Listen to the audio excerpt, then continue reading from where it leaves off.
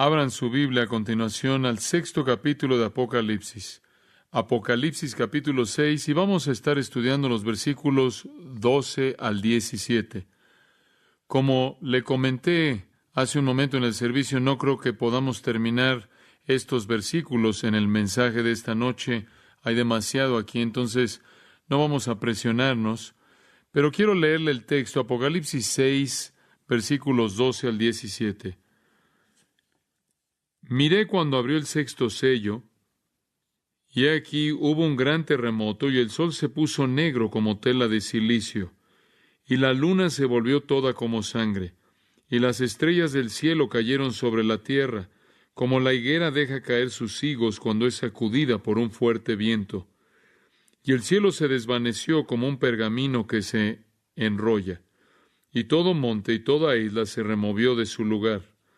Y los reyes de la tierra, y los grandes, los ricos, los capitanes, los poderosos, y todo siervo y todo libre, se escondieron en las cuevas y entre las peñas de los montes. Y decían a los montes y a las peñas, caed sobre nosotros, y escondednos del rostro de aquel que está sentado sobre el trono, y de la ira del Cordero. Porque el gran día de su ira ha llegado, y ¿quién podrá sostenerse en pie? Aquí tenemos el registro de la descripción del sexto sello de los 7. Si fuéramos a titular el mensaje, podríamos titularlo Aterrados. El sexto sello abre otra fuerza. Ahora recuerde, hay un libro sellado 7 veces, o un pergamino, un libro que contiene la información acerca de Cristo tomando el universo. Conforme cada sello es roto, otra escena se desarrolla. Estos 7 sellos se desarrollan en un periodo de 7 años que está por venir en el futuro, que conocemos como el tiempo de la tribulación, el tiempo de la aflicción de Jacob, la 70ª semana de Daniel. Y durante este periodo de tiempo, el Cordero, el Hijo de Dios, está desenrollando el rollo porque Él tiene tanto la autoridad para hacerlo, como también es el heredero legítimo de todo y el poder de hacerlo como el Dios del universo. Entonces el Cordero de Dios, el Hijo, el Señor Jesucristo, aquí en esta visión que Juan ve, está desenrollando el rollo, el cual describe los acontecimientos conforme Él se apodera del universo, lo quita de las manos de Satanás y los demonios y los pecadores que lo ocupan y lo controlan. La primera fuerza que vimos fue la paz falsa. La segunda fuerza fue la guerra. La tercera fuerza que vimos fue el hambre. La cuarta fuerza fue la mortandad, la pestilencia, la cual podría también incluir desastres naturales como los describe el Señor, incluyendo un terremoto. La quinta fuerza que vimos fue venganza, la cual es expresada en el quinto sello como aquellos que han sido martirizados por causa de Cristo y oran porque Dios traiga venganza.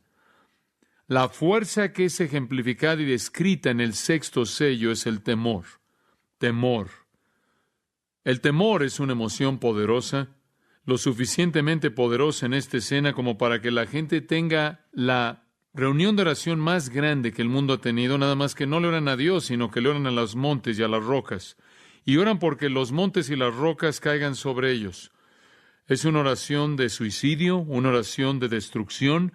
Están tan atemorizados que prefieren morir que enfrentar la ira de Dios, la ira del Cordero. El temor es una emoción poderosa. Algunas veces es un sentimiento abrumador que se apodera de la mente y hace que uno desee lo que es irracional. Algunas veces se apodera de la voluntad y hace que la gente se conduzca de maneras que son inexplicables. Francamente, el temor puede crear todo tipo de respuestas, todo desde la cobardía al heroísmo, de la fortaleza a la debilidad, de la agresión a la pasividad, de la razón a la confusión, del pensar con claridad al pánico total. El temor puede fortalecer el corazón y hacerlo palpitar o latir con mayor rapidez. El temor puede detenerlo. El temor puede llevar a una persona a tener un cambio total en lo que cree y siente y hace. El temor ciertamente es parte del factor humano, es parte de la vida. Hay temores normales que todos nosotros tenemos y Dios nos ha dado la capacidad de temer ciertas cosas por causa de preservarnos a nosotros mismos y proteger a otros. Los temores normales que todo mundo tiene es el temor de la enfermedad, el temor de ser lastimados, el temor de perder a la familia o la pérdida del amor o la pérdida de un trabajo, la pérdida de dinero, el temor de la muerte. Y después, conforme algunas pruebas han indicado, el temor más dominante es el temor de hablar en público. Dichos temores comunes normalmente son manejados en cierta manera, de una manera adecuada por la mayoría de la gente. Si una persona no puede manejar el temor normal, decimos que la persona tiene una fobia. Y con fobia, básicamente queremos decir una respuesta anormal a un temor normal, o la invención de un temor anormal o absurdo. Una fobia es el temor exagerado. Es temor que paraliza a una persona, es temor que es incontrolable, inconquistable, es temor que se apodera de manera total de una persona de tal manera, a tal grado que no pueden operar normalmente. Dicha fobia lleva paranoia, ataques de pánico y diferentes tipos de conducta antisocial y errónea. Y cuando usted ve a la gente y examina de qué es lo que teme, es bastante asombroso. Ann Landers, de manera interesante, a lo largo de los años que ha acumulado en su correo, ha enlistado qué teme la gente. Ella tiene una lista de las cosas que la gente teme más. Ella dice, en primer lugar, hay temores muy raros acerca de los cuales la gente me ha escrito, tales como el temor de caerse en el excusado, el temor de ciertos colores, el temor de ser sepultado vivo, o el temor de llamarle a alguien por su nombre. Pero los temores más comunes, de acuerdo con mi correspondencia, dice ella, son los siguientes: animales, abejas, estar solo, que se le quede alguien viendo, sangre, el sonrojarse, cáncer, gatos, ahogarse, cadáveres, multitudes, oscuridad, muerta, deformidad, demonios, suciedad, perros, sueños, elevadores, un espacio cerrado, volar, gérmenes, la altitud, la altura, los caballos, la enfermedad, el volverse loco, los insectos, los relámpagos, el estar desnudo, los ratones, el dolor, el ruido, la pobreza, el embarazo, los ladrones, escuelas, el tener relaciones sexuales, el dormir, el no poder respirar, arañas, serpientes, extraños, operaciones quirúrgicas, sífilis, rayos y truenos, el viajar, el vomitar, el trabajar y los gusanos.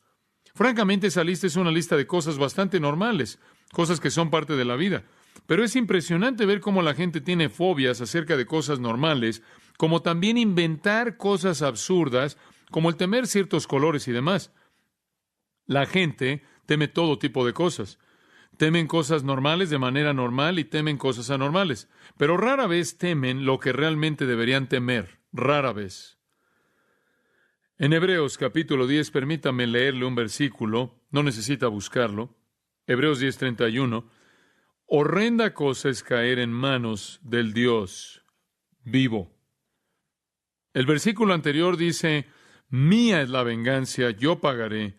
El Señor juzgará a su pueblo.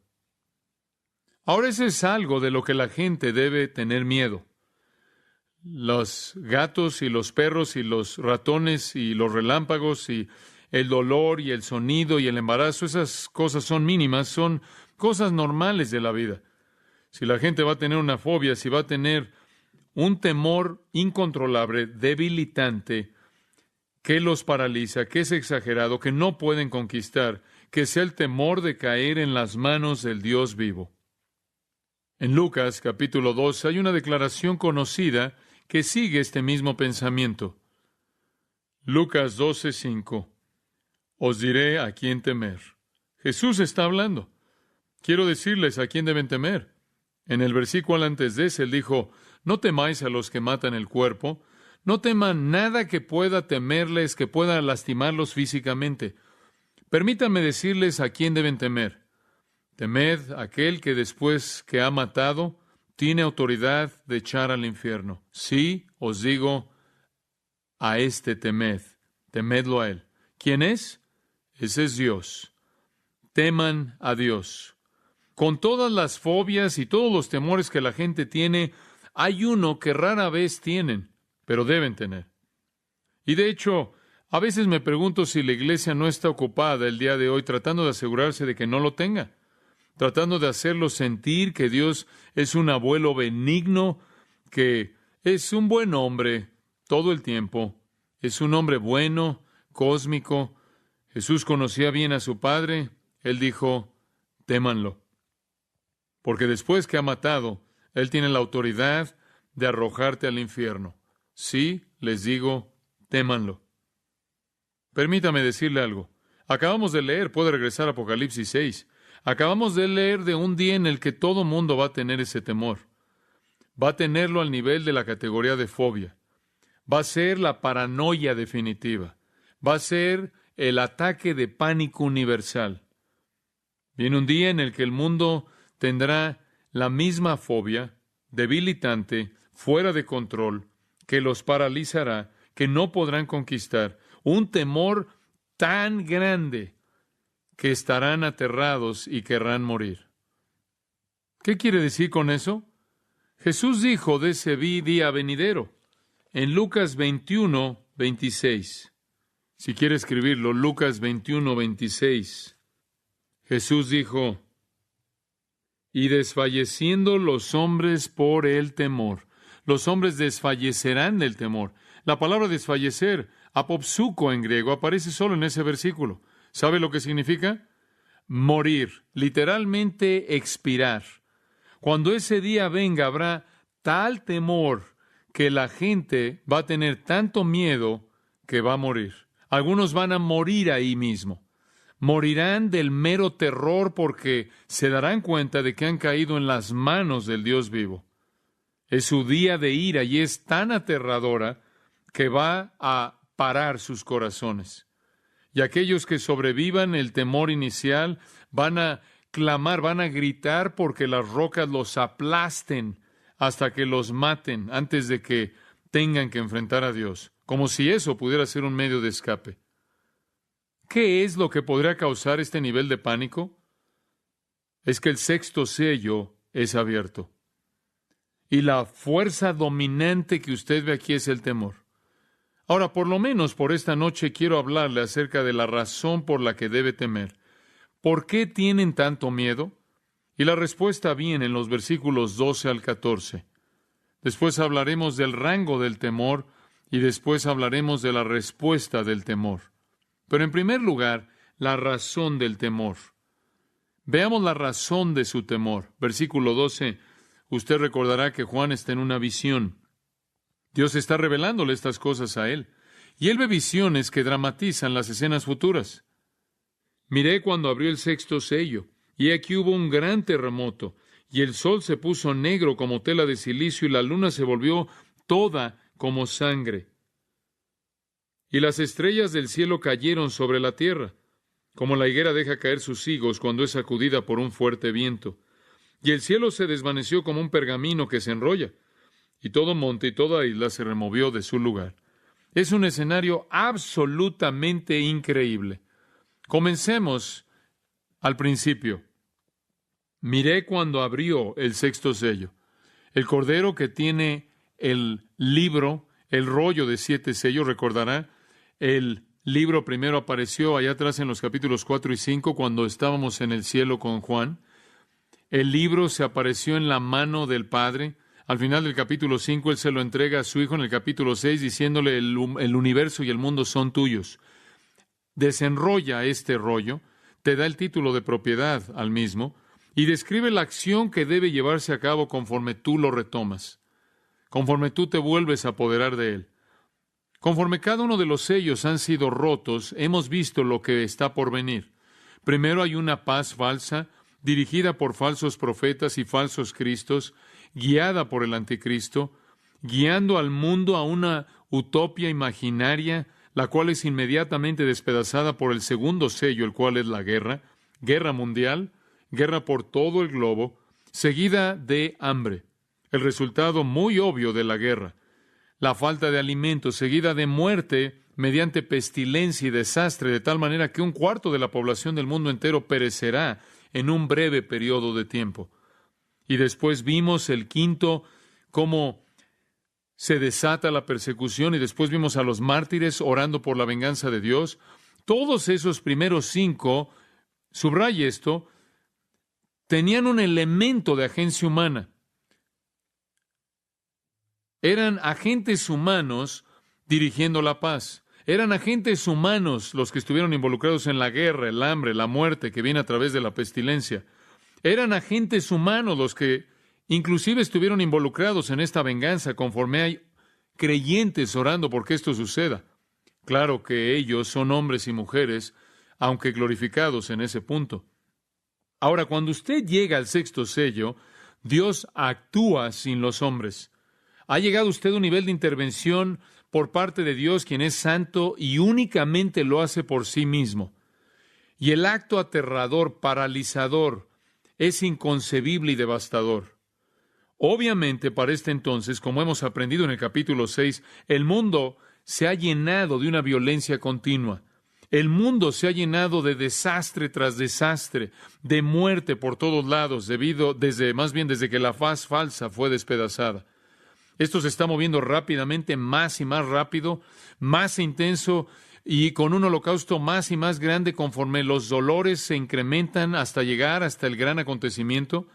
Y a lo largo de este tiempo, los creyentes han estado proclamando la palabra de Dios. Le han estado diciendo al mundo que lo que ustedes están viendo y lo que están experimentando está escrito en las Escrituras. Todo está en las Escrituras. También han estado predicando el Evangelio de Jesucristo porque fue por el testimonio de Cristo y la palabra de Dios, versículo 9 dice, que fueron matados en primer lugar.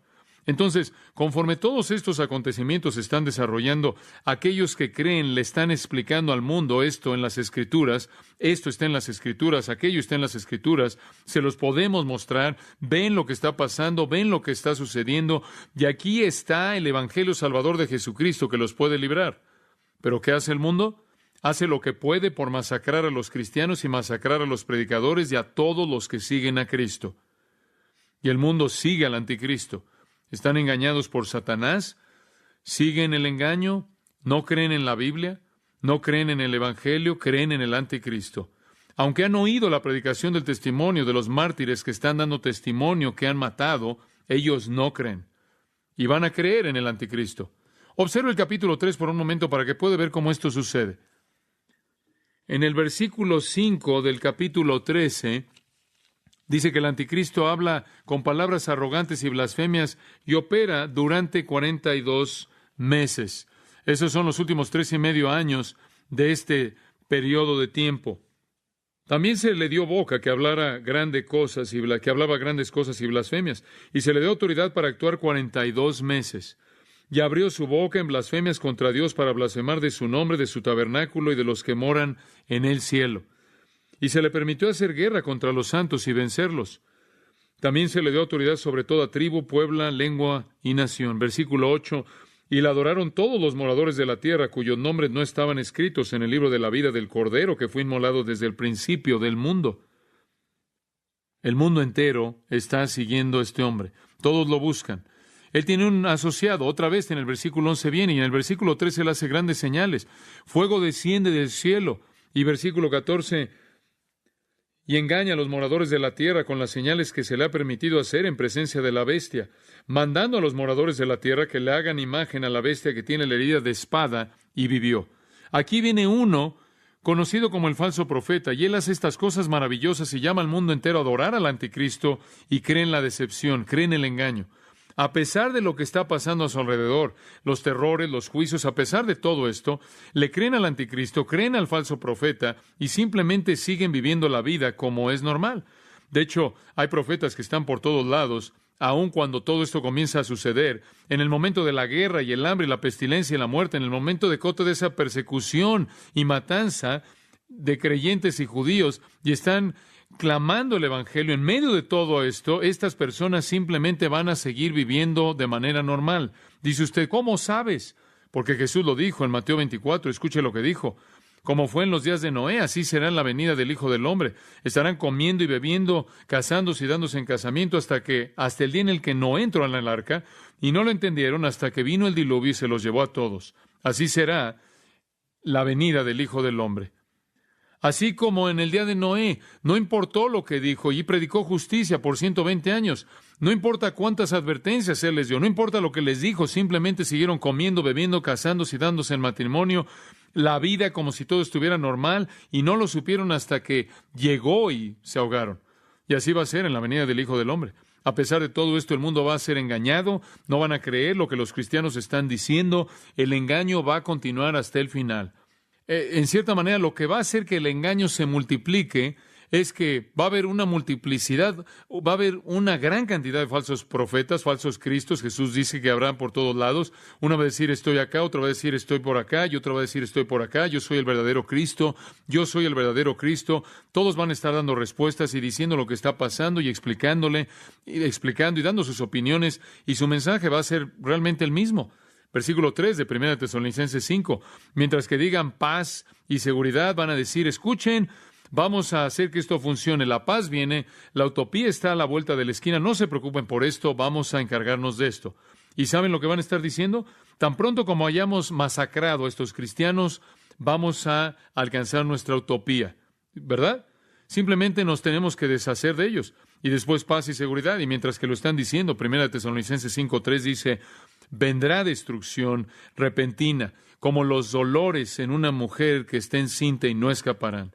Los dolores finales vienen de manera intensa y repentinos. Y cuando llegue, de regreso en Apocalipsis 6, cuando llegue por primera vez, el mundo sabrán que los cristianos tenían la razón. Dice usted, ¿cómo sabemos eso?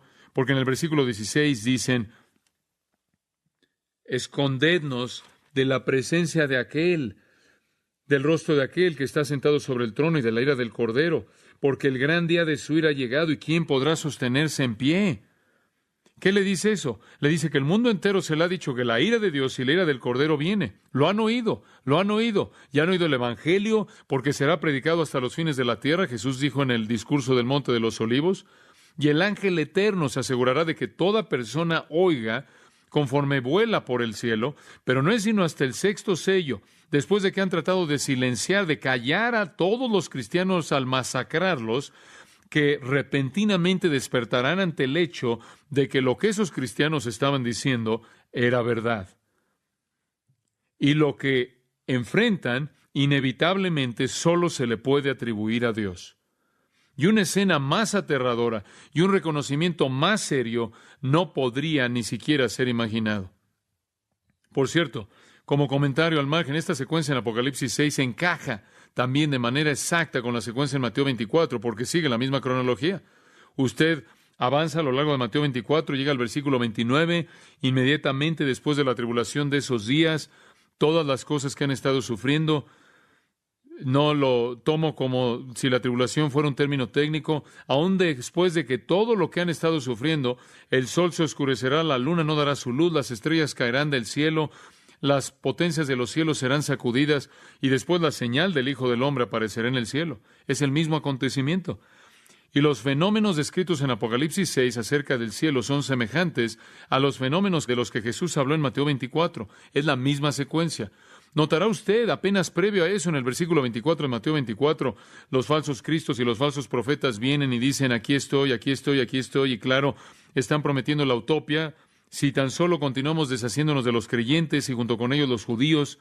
Lucas 21 sigue el mismo patrón, la misma secuencia, y es en el versículo 25 que dice, habrán señales en el sol y la luna y las estrellas, y sobre la tierra desmayarán entre las naciones perplejidad ante el bramido del mar y las olas. Y después dice, los hombres morirán de temor y la expectativa de las cosas que están viniendo sobre el mundo, porque las potencias de los cielos serán conmovidas, y después verán al Hijo del Hombre viniendo. Mismo patrón.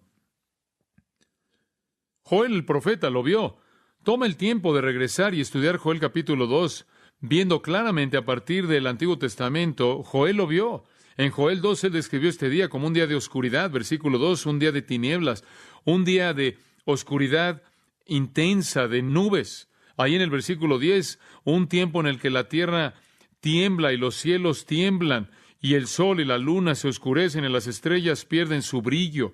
Versículo 30, maravillas en el cielo, maravillas en la tierra, sangre, fuego, columnas de humo, el sol convertido en oscuridad, la luna en sangre antes de que venga el gran y terrible día del Señor.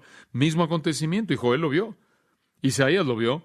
Él escribe acerca de él en el capítulo 29, en una breve afirmación en el versículo 6. Jehová de los ejércitos vendrá y serán castigados con relámpago y temblor, terremoto y un fuerte sonido, con torbellino y la flama de un fuego consumidor. Ahora esta escena en particular realmente no puede ser descrita. Podemos intentar describirla, y creo que debemos, porque las Escrituras bosquejan 6 características aterradoras.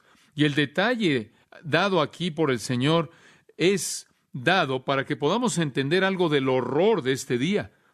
Tomemos la primera de las 6, y quizás ni siquiera pasaremos de esta. Versículo 12. Miré cuando abrió el 6º sello, y he aquí hubo un gran terremoto. Deténgase ahí. En primer lugar, él dice que hubo un gran terremoto. Siempre han habido terremotos, vienen de vez en cuando aquí y allá, y en la primera mitad de esta época de la tribulación, el tiempo conocido como el principio de dolores, de acuerdo con Mateo 24:7, van a haber terremotos. Entonces, han experimentado algunos terremotos, más de lo que solían experimentar, pero realmente esto no está hablando nada más de un terremoto. Sé que esa es la manera en la que la palabra se traduce, y lo que es interesante es que probablemente es una traducción muy cercana a lo que usted puede obtener. El cataclismo que viene aquí, conforme la gran tribulación ha comenzado, la segunda mitad, es más poderosa y más intensa y más destructiva que todos los terremotos de toda la historia juntos.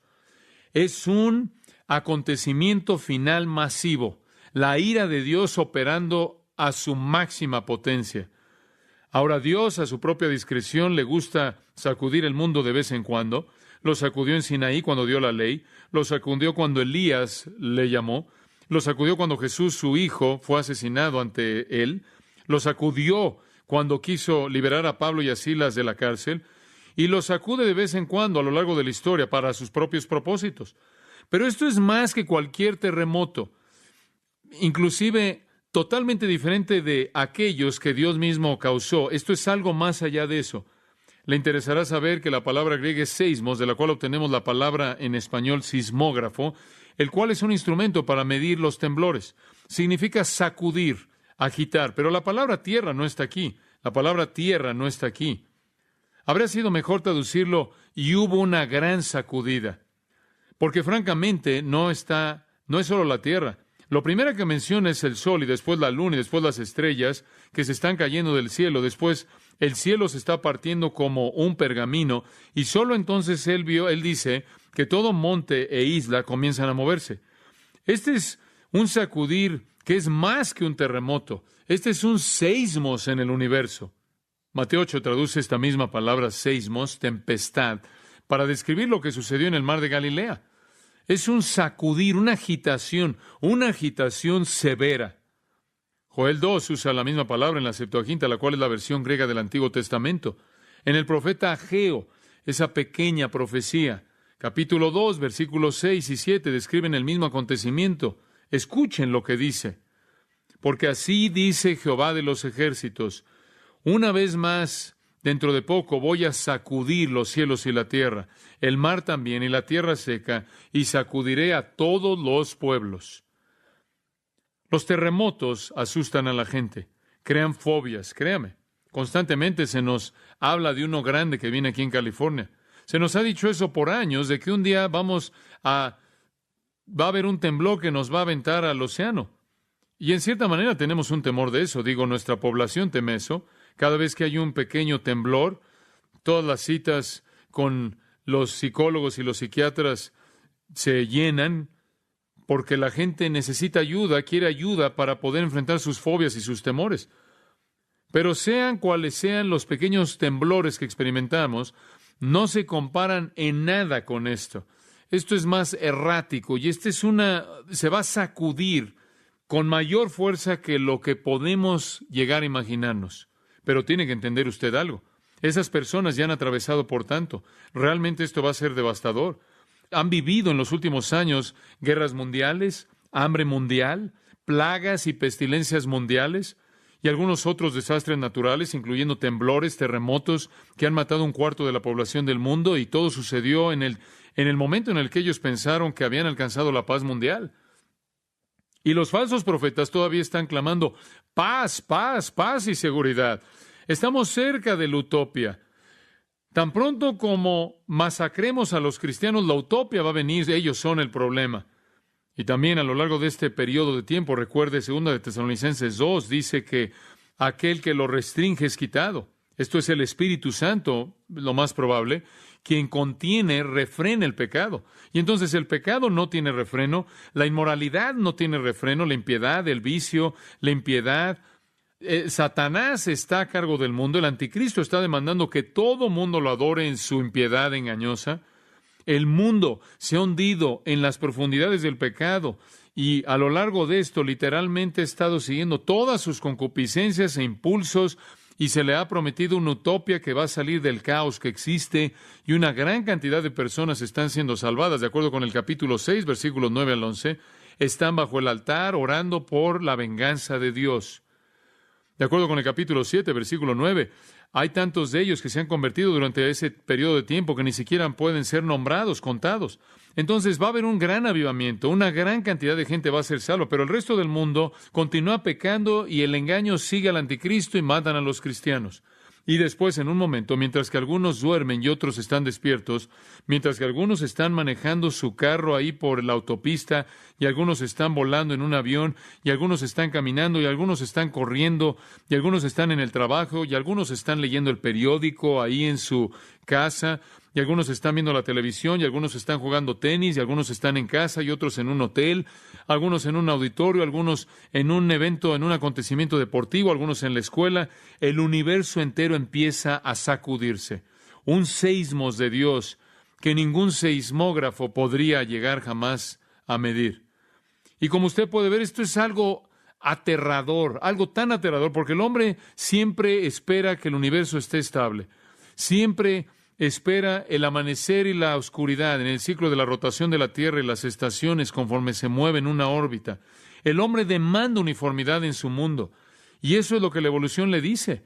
Siempre es igual. Recuerde las palabras de Pedro acerca de los burladores. Todas las cosas continúan siendo iguales, son iguales como desde el principio. Todo sigue igual.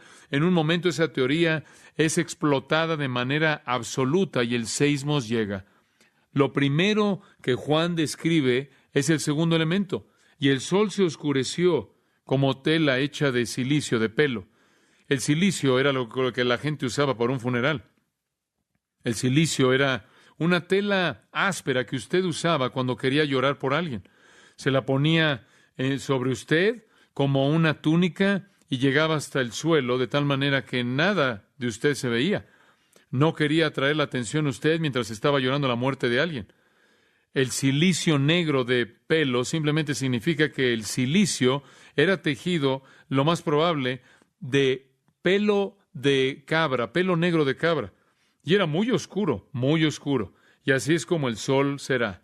Va a ser tan negro como la túnica negra de alguien que está llorando, que ha sido tejido de pelo negro de cabra. Esto sacude todo. Y es tan enorme lo que está pasando que oscurece el sol. ¿Qué es lo que oscurece el sol? ¿Por qué el sol se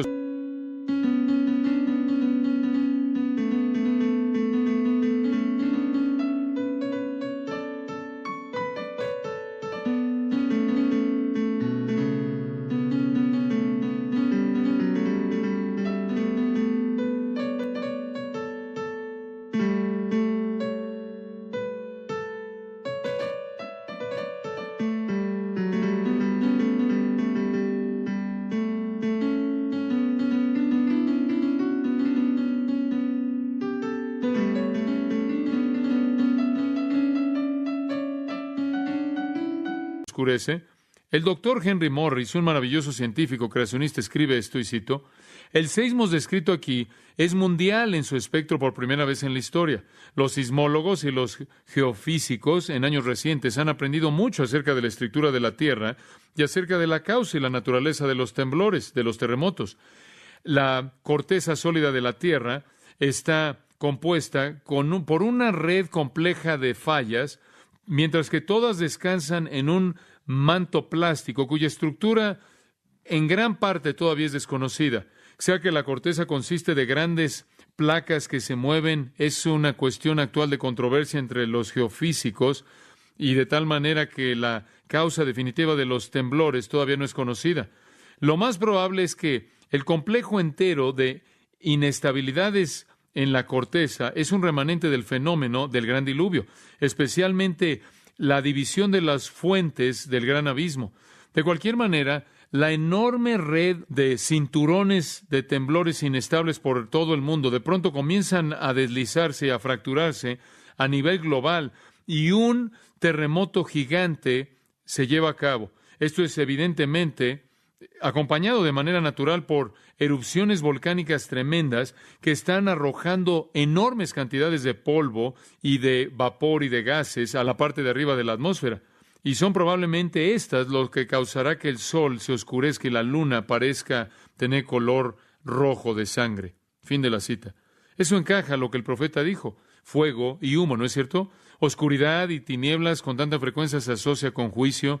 Cuando Dios juzgó a Egipto, Él trajo oscuridad densa. Cuando Dios vino al monte Sinaí al traer la ley, estaba lleno de humo negro. Cuando Dios juzgó a su Hijo, recordarán, en la cruz por nuestros pecados, de la tarde, del mediodía hasta las 3 de la tarde, el mundo se oscureció. E Isaías vio este juicio, este tiempo de juicio, y vio esta oscuridad. Y se le reveló en Isaías capítulo 13, versículo 9. He aquí el día de Jehová está por venir, cruel, con furia y lleno, ardiendo de ira, para hacer de la tierra una desolación. Él exterminará a sus pecadores. Las estrellas de los cielos y sus constelaciones no van a dar su luz. El sol se oscurecerá cuando se levante. La luna no dará su luz. De esta manera yo castigaré al mundo por su maldad y a los impíos por su iniquidad. Y pondré fin a la arrogancia del orgulloso y humillaré a la arrogancia también de los impíos. Y allí en el versículo 13, haré que los cielos tiemblen, la tierra será sacudida de su lugar, y la furia del Jehová de los ejércitos en el día de su ira ardiente. Una oscuridad viene sobre el universo. Y lo tercero que él señala es que la luna se convierte como sangre. Literalmente el texto dice la luna entera. Tiene un eclipse total. Sea lo que lo cause, es vívido. El sol, oscurecido claro, después oculta la luna, porque solo refleja el sol.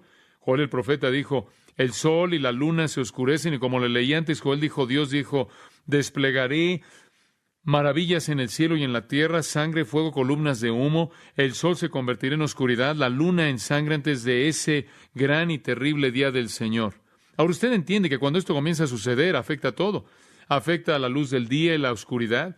No habrá luz de día.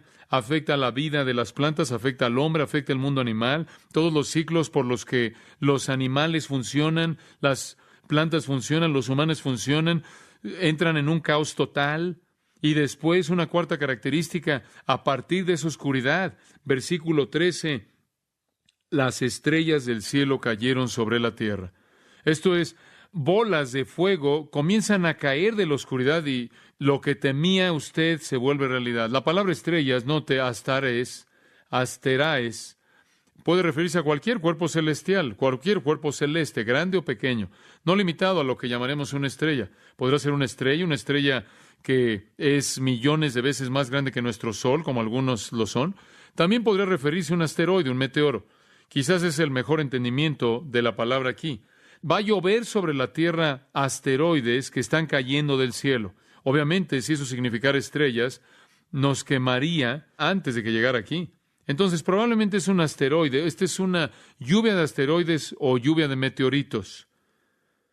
Los científicos, por cierto, han especulado por años lo que una lluvia de asteroides enorme, de meteoros,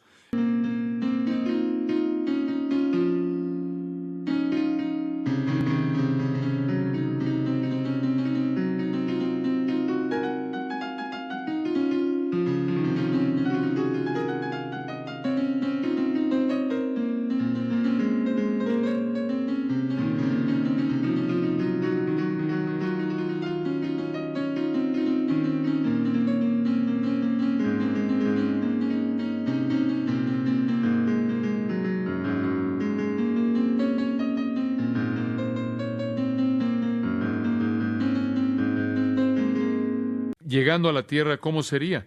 La destrucción increíble que crearía. Ciertamente las estrellas están involucradas conforme el universo entero se sacude y comienzan a moverse, a salirse de sus órbitas, y comienzan a funcionar de manera al azar y dando vueltas en el espacio conforme el universo entero que está colapsando se comienza a desintegrarse. La tierra entonces es inundada con bolas de fuego que caen del cielo. Es análogo, él dice, para hacerlo vívido, como la higuera deja caer sus higos cuando es sacudida por un fuerte viento. Una higuera puede estar cubierta con higos y cuando el viento llega, la azota, se caen en masa.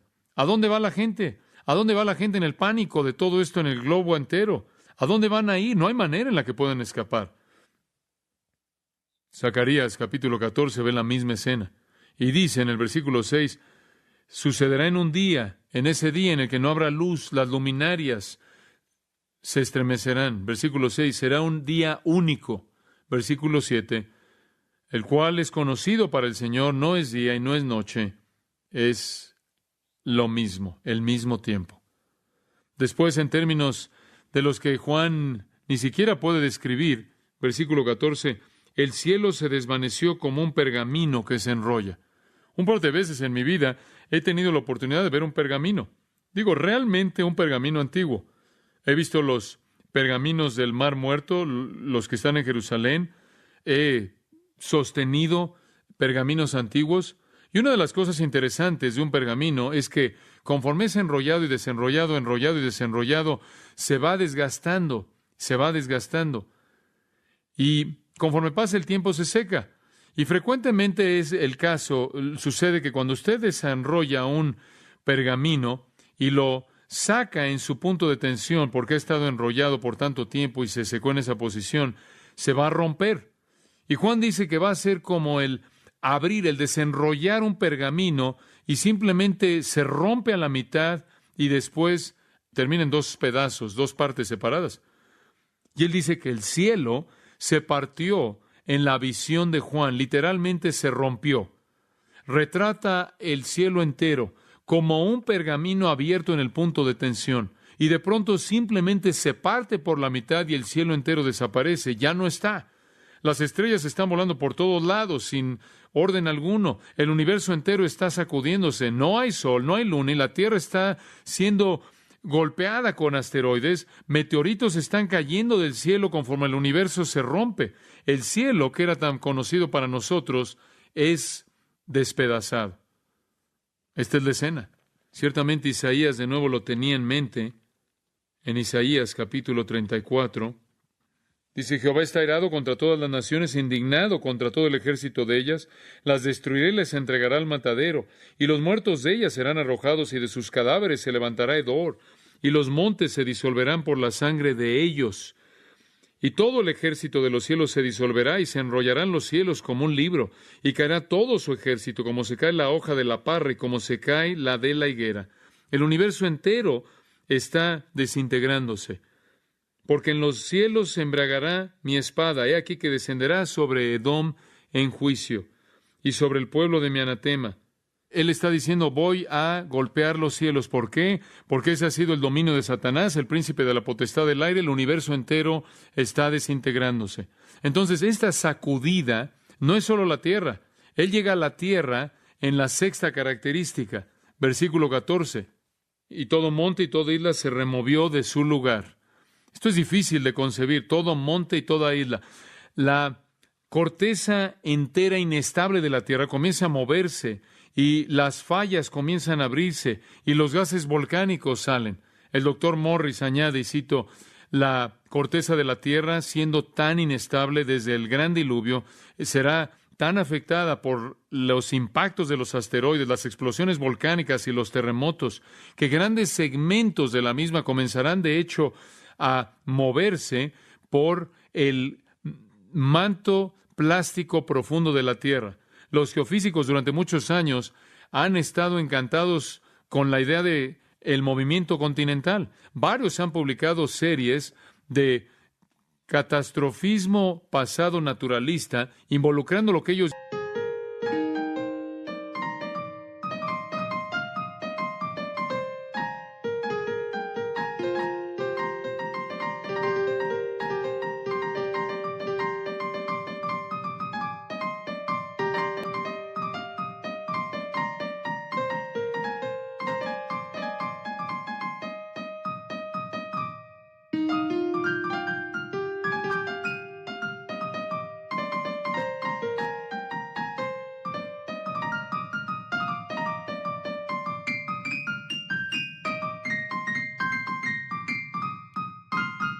llaman la corteza de la tierra cambiante.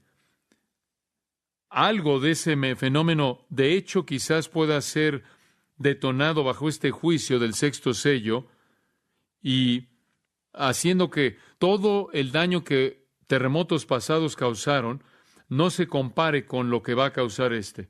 Aquellos que residen en regiones que estén arriba de estas placas sobre la corteza van a observar que los cielos parecen moverse en la dirección opuesta, dice él, todos sacudiéndose. ¿Puedo detenerme ahí y darle una palabra a los ambientalistas? ¿Le puedo dar una palabra al grupo de Salve la Tierra? Si usted cree que el hombre ha dañado esta tierra, espere a lo que Dios le va a hacer. Este es un planeta desechable, amigo mío, fue hecho desechable por el pecado. Espera hasta que vea lo que el Creador le hace. Él lo hizo, el pecado lo devastó y lo va a destruir. Es un mundo que está listo para ser desechado. Es un universo desechable. El cosmos que salió del caos va a regresar al caos y del caos va a venir un nuevo cosmos, los nuevos cielos y la nueva tierra. Pedro escribió de eso en 2 de Pedro capítulo 3. Bueno, Jesús resumió todo esto, todo lo que acabamos de ver en esos versículos, cuando dijo en Lucas 21:11, y habrá terrores y grandes señales del cielo. Y cuando eso sucede, la gente va a morir de miedo. Van a estar aterrados. ¿Puede entender usted eso? Claro que puede. Le digo entonces esto al llegar a una conclusión en esta noche. La gente tiene miedo de muchas cosas, ¿no es cierto? Tienen miedo de muchas cosas por las que no deben tener miedo. Y normalmente, de manera común, no temen a la persona a la que deben temer. Romanos 2:5 dice que los pecadores están acumulando pecado que algún día va a sentir la ira de Dios. Y aquellos que nunca lo han temido a Él, entonces lo temerán. Pero usted no necesita temer. No necesitamos temer nosotros que somos cristianos, ¿verdad? Porque hemos escapado la ira de Dios. Hemos sido librados de la ira venidera a través de Jesucristo. ¿Oyó usted a algunas personas dando testimonios en el bautismo en esta noche y hablaron de cómo Cristo ha cambiado sus vidas? Eso es verdad. Permítame también decirle que Él ha cambiado su destino futuro de la ira a la bendición, del infierno al cielo, del terror al gozo. No estamos esperando esta ira. Vamos a ser raptados para estar con el Señor antes de que llegue, ¿verdad? Amén. Amén. Si usted cree en el Señor Jesucristo, usted escapará de la ira venidera. Temed a aquel que después de que ha matado, tiene autoridad de arrojarlo al infierno. Sí os digo, a éste temed. Oremos. Señor, esto es tan poderoso, tan aterrador, sin embargo el mundo está tan engañado. Este tipo de verdad con frecuencia es presentada sin convicción que no sea así. Para aquellos que oyen esta palabra en esta noche, que sientan el terror del Señor y que sepan que hay un Dios de ira y venganza, que algún día va a juzgar al mundo engañado con la realidad y entonces será demasiado tarde. Y que la gente sepa que solo tiene su vida, en la vida, tiempo para venir a Cristo para escapar de la ira venidera. Te damos gracias porque nosotros como cristianos estamos esperando que Cristo venga del cielo, Jesús quien nos libra de la ira venidera. Te damos gracias porque esperamos a Cristo. Ya no te tememos como Dios de venganza y Dios de ira, porque hemos confiado en Cristo, quien ha sentido tu ira por nosotros en la cruz. Oro, Señor, porque si hay alguien aquí que no conoce a Cristo, venga a Él ahora como Salvador. Y Señor, para que no sienta nada de tu ira, sino únicamente toda tu bondad. Y para aquellos de nosotros que somos cristianos, Padre, que en primer lugar estemos agradecidos y en segundo lugar que advirtamos al mundo conforme esos queridos, así como esos queridos santos algún día lo harán, perdiendo sus vidas porque serán fieles al Evangelio. Ayúdanos a estar dispuestos en nuestro tiempo, en nuestra época, a estar dispuestos a advertirle a los pecadores de tu ira. Haznos fieles. En el nombre de Cristo. Amén.